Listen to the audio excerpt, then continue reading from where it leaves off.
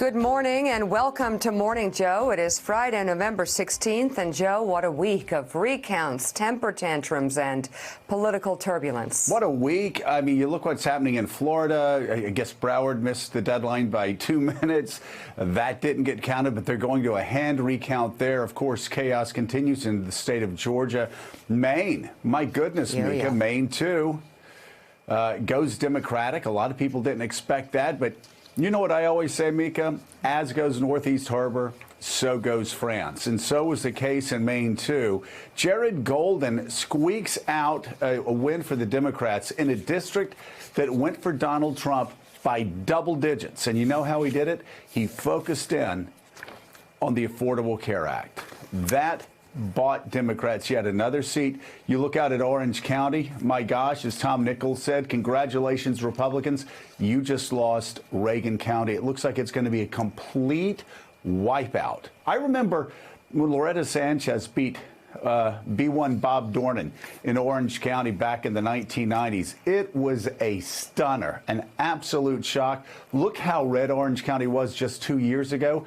Now, Mika, it is a sea of blue. A huge, huge crushing defeat for Trump Republicanism. We'll see if they try to actually change their tact over the next couple of years if they want to start winning elections again.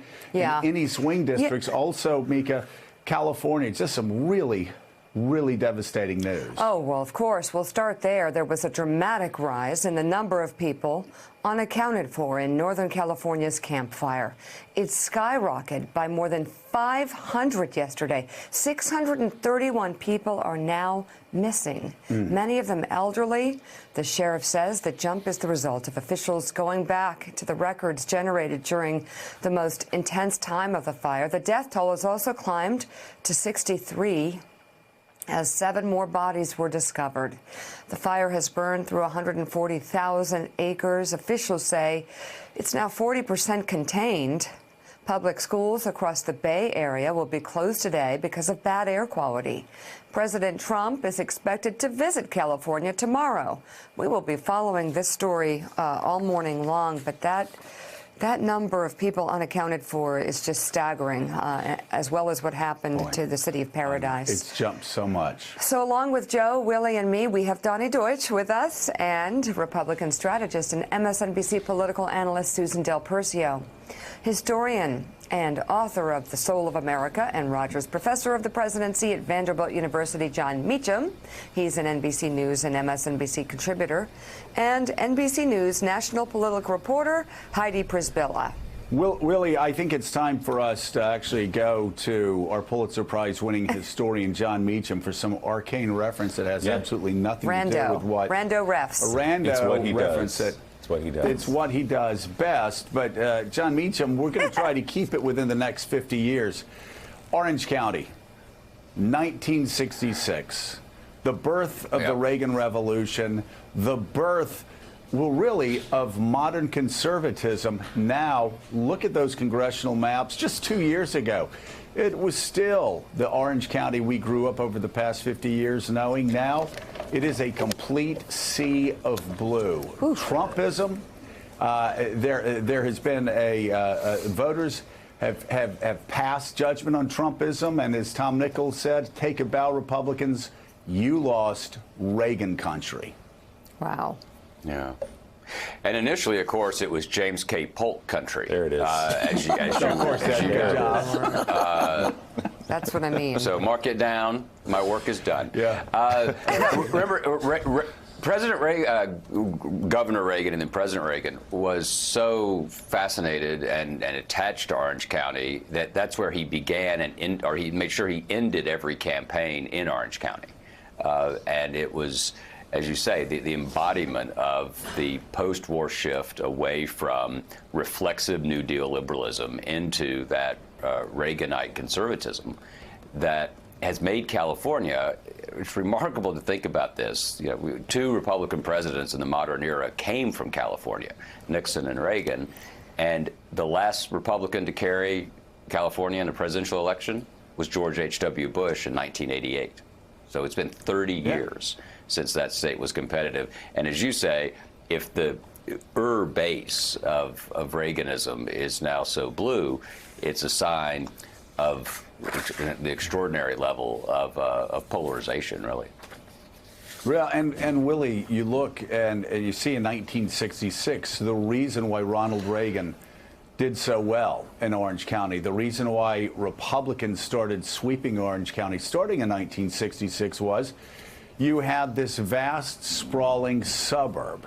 It was suburbia, and there was a reflexive move away from liberalism, from over-the-top 1960s liberalism. They moved right, and they started voting Republican. And here we are 50 years later, 52 years later, suddenly those same suburbanites look at what Republicanism has become under Donald Trump. And like suburban voters across America, what do? They go too much. Yeah. Too much. And now they're moving left and going back to the center and voting for centrist Democrats. And you can go back even a couple years earlier, Joe, as you and John both know, to Goldwater in '64 coming out of that area as well.